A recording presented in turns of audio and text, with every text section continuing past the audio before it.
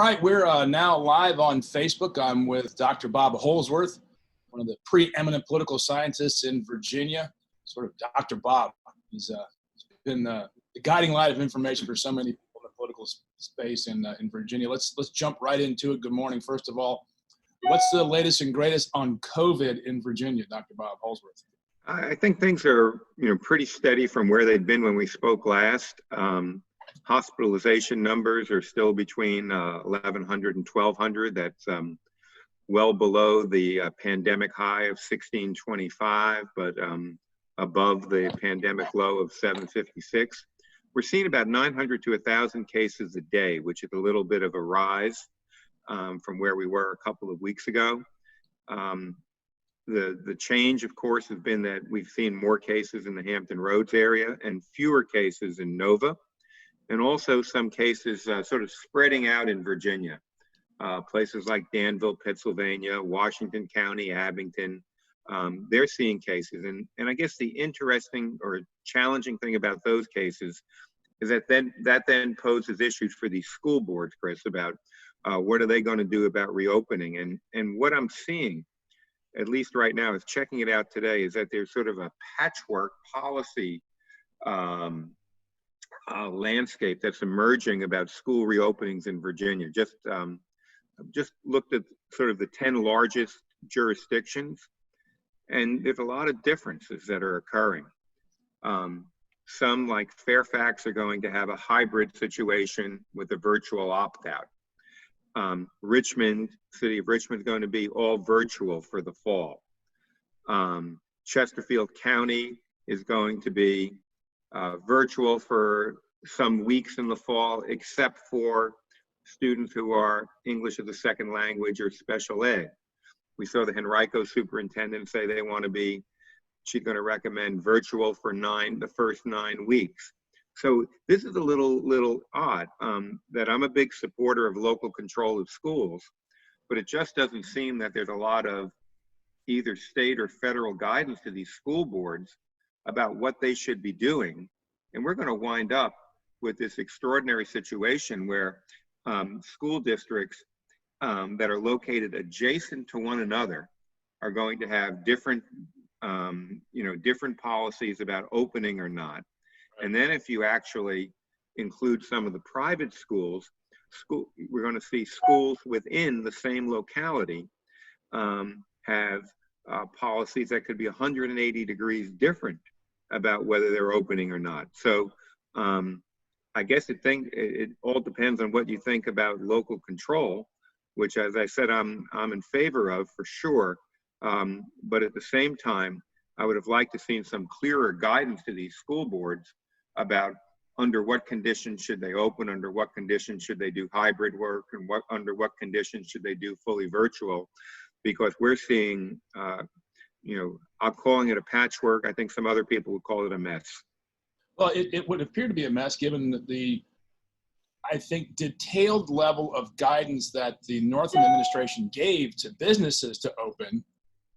The most recent one that I remember was a 38-page document on how they can open and do business in Virginia. But schools, are they getting the same level of guidance from the state? And no, I don't even know. Why not? I mean, what's the problem here? Yeah, I don't know. And that also should come from the federal government as well, about what, exactly what you should do. What should be the criteria or the standard criteria that would tell you we should do A or B, or, none of that seems to actually have occurred to these, at least these school boards don't seem to be dealing with it. And then beyond that, you have an emergence in a lot of the communities, Chris, of I don't know if I'd call it a debate or a dialogue or a controversy between what you're seeing in these parent surveys and what you're seeing in the surveys of employees, teachers, and staff.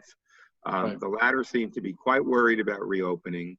And you're seeing in most of these instances a plurality of the parents, not necessarily unanimous by any means, or in some cases not even a majority, but a plurality for sure, and in other cases a majority wanting to have reopenings.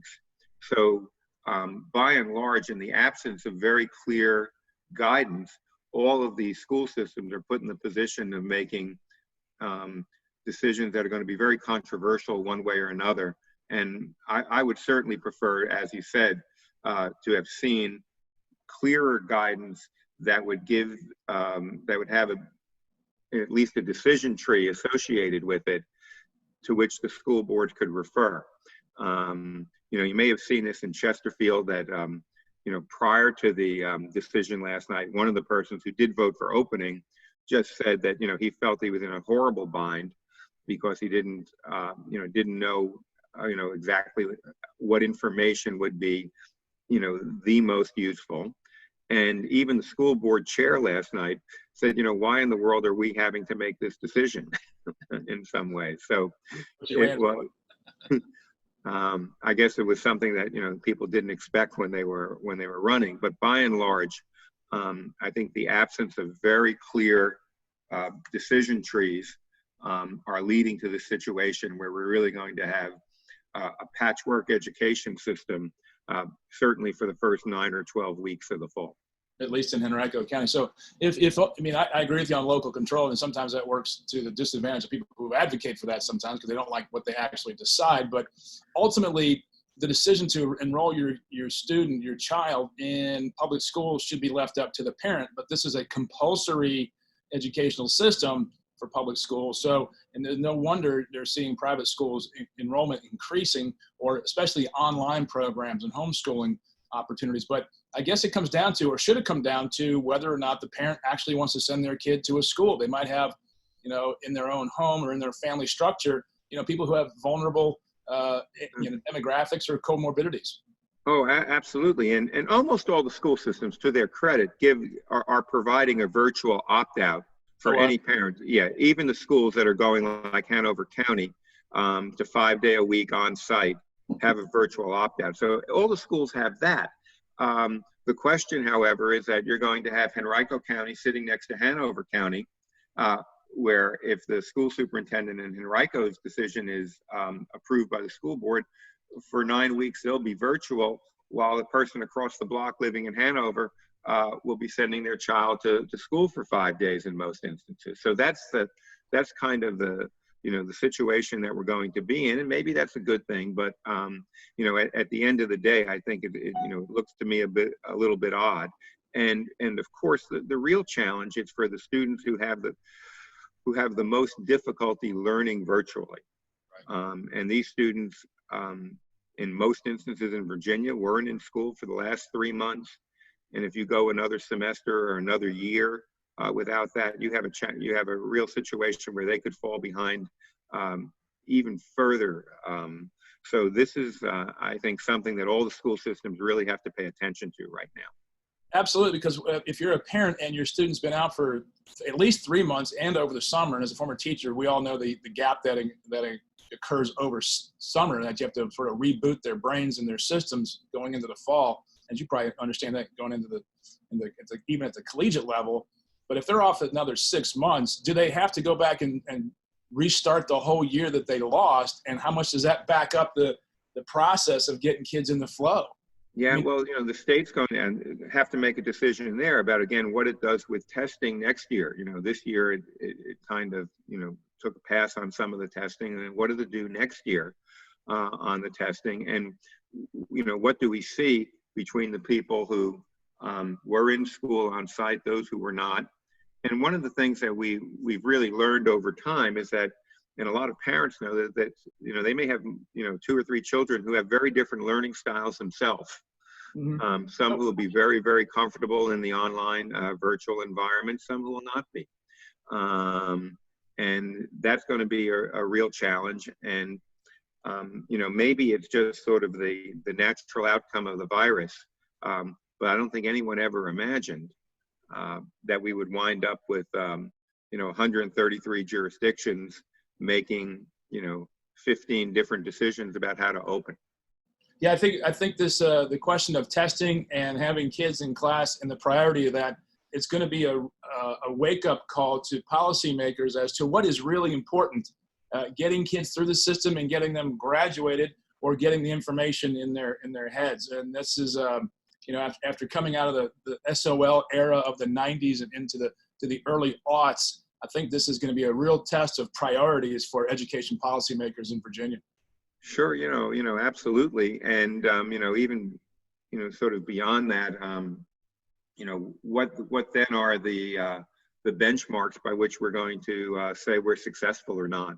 Exactly. It's coming up. So, we're dealing with that, and it's not not an easy question. It's not an easy issue for any of these school boards because, one of the other issues that could emerge is that there may be different safety profiles between elementary and middle school and high school kids. Mm-hmm. That some may find it easier to catch the virus or to infect others. And there's a lot that we still are not don't completely know right now, and that leads to a degree of uncertainty and anxiety. Well, this whole COVID situation has, I guess, prioritized our priorities, and we're going to find out real quick what really matters when it comes to governing in the United States and in Virginia.